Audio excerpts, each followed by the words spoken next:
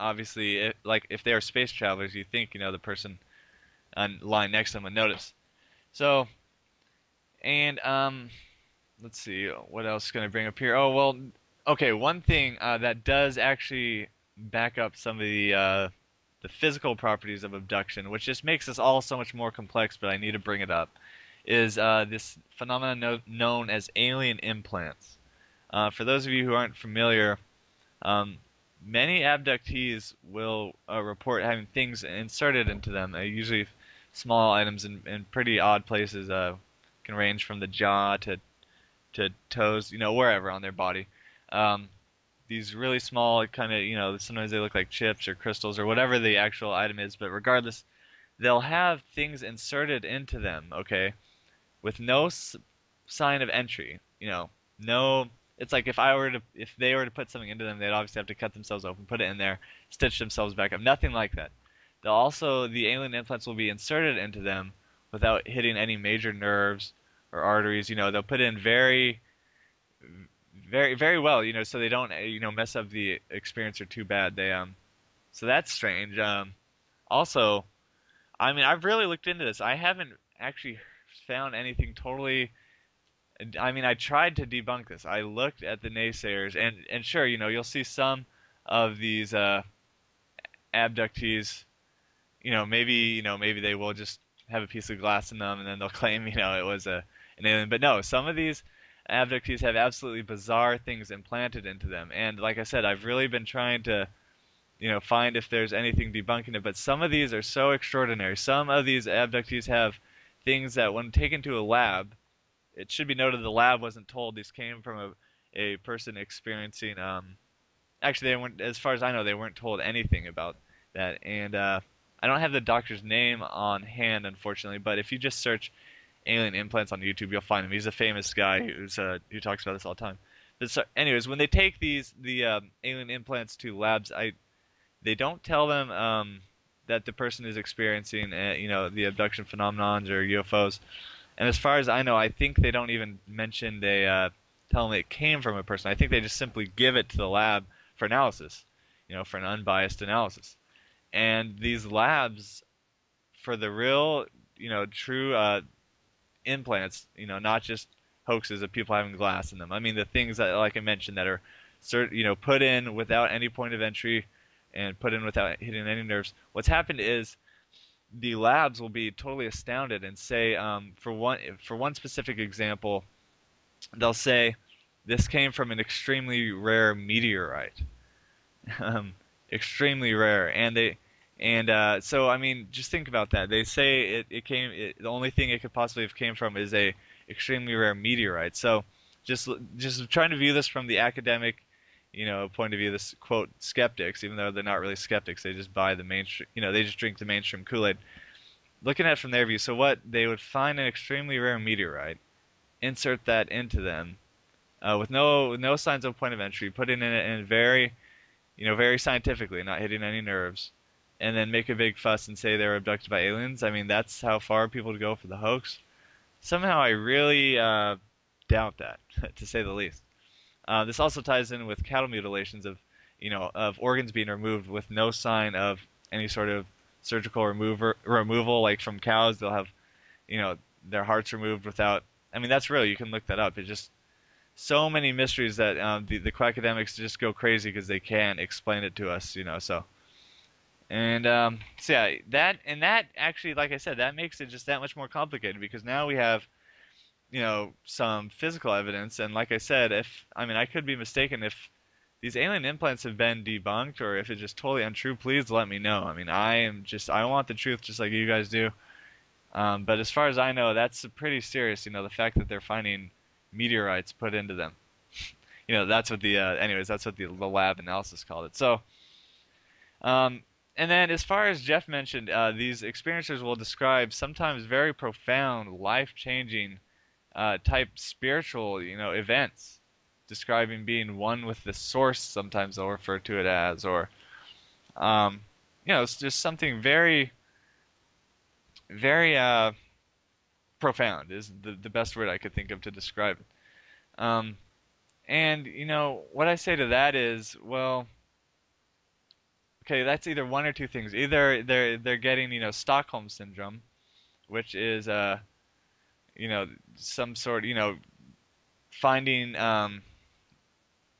turning around and actually loving your captor. Stockholm, that's what Stockholm syndrome is.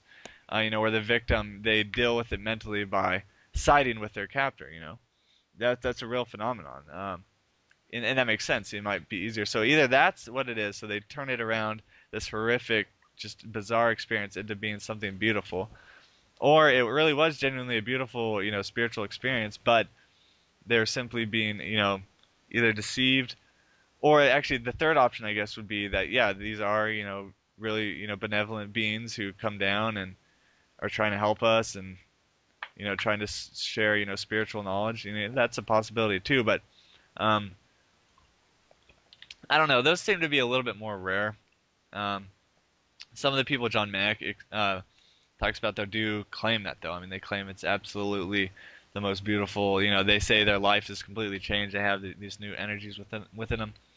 And one thing that's interesting is the fact that these entities are stressing to a lot of people. This is very, very common.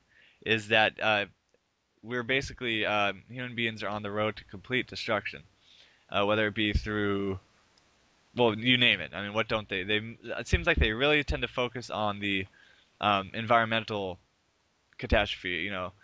Just totally destroying our planet. But they also mention, things like wars, and so a lot of times these experiencers will come back with a warning. And here's what I think about that. Okay, so as I mentioned in past shows, we know a lot of these occultists and stuff talk about, and I'm quoting, and I'm getting a lot of this from Alice Bailey's Externalization of the Hierarchy. They say the New World Order will have to be born after through a complete collapse, through a complete catastrophe. And she uses the term New World Order. That's not just me, but yeah. So the New World Order will have to come about through a complete catastrophe. So I really do think these extraterrestrials are just part of the grand conspiracy themselves, in the fact that they're espousing a similar doctrine to what these the Theosophists and the quote New Agers are or the occultists are saying. And it should go saying, I don't claim myself to be a Christian, so don't think I'm just trying to bash New Agers. This is just where the evidence has taken me. Okay, I just simply, I believe in intelligent design, I believe in the God, and I just search for spiritual truths, regardless of the religion. So the only reason I'm saying that is I don't want people listening to think I'm just using this as an opportunity to bash any alternative religion or New Age.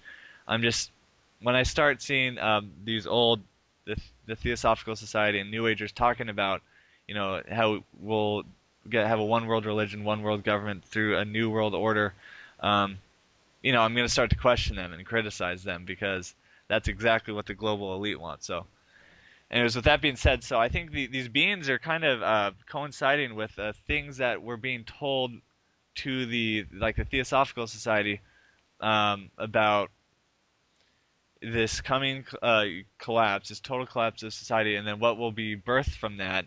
The phoenix rising from the ashes is the new world order. So it's just very interesting to me that these beings would be saying similar, espousing similar doctrine to these old occultists. And should be noted, the term occult isn't necessarily evil. It just means like a hidden doctrine. That's or hidden, actually. It just means like hidden knowledge.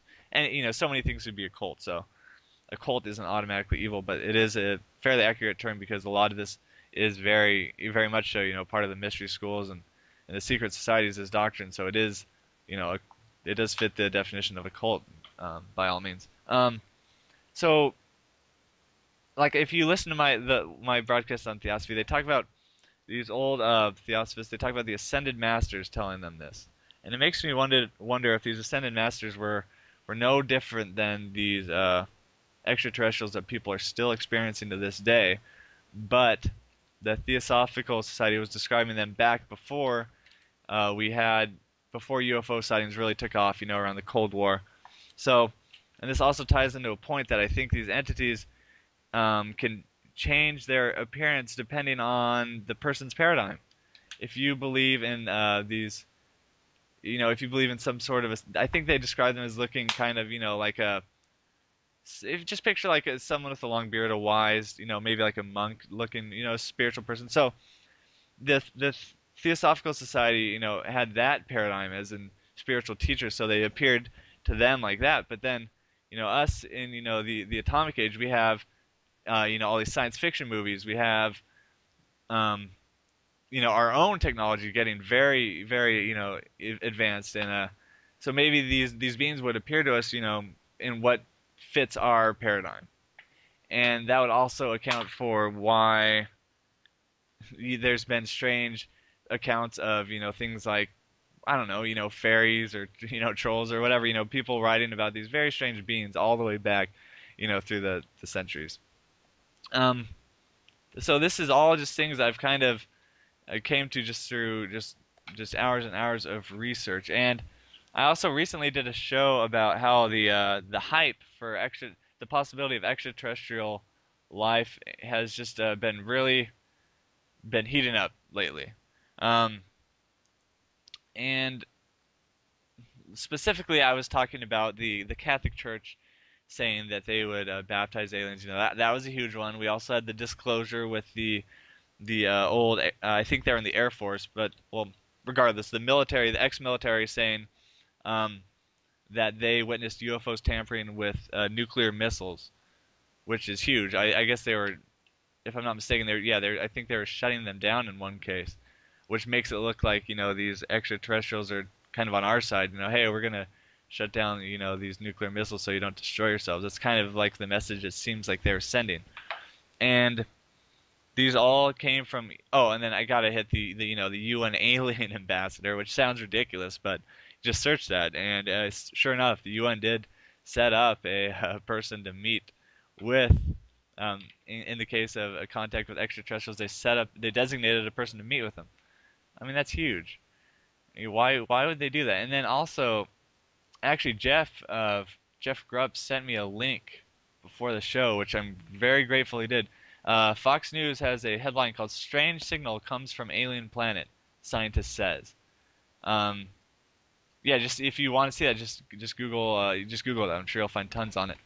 It's not confirmed. It's not 100%, but that's not my point. It could be completely bunk. All of those things could just be complete bunk. But you got to analyze, the mainstream media from the idea that they're social engineers for the new world order. Look at everything. When you look at everything they say, with that in mind, um, they could very well be putting things that are true, untrue, twisting the truth. It could be a complete lie, it could be true. Just they'll put whatever out that they need to put out. The mainstream, you know, uh, just totally controlled media. The mainstream, the lamestream media, everything they put out. Basically, I'm saying, look for the hidden agenda behind it. And like I said, so this could just be completely made up. This scientist that they're saying who's making this claim could just be making some outrageous claim. Maybe he has very little back in it, but I mean, just that headline in itself, and then all those other things is building up. Why is this hype just building up more and more as as we see this decay in society as far with the economy and then potential wars and everything.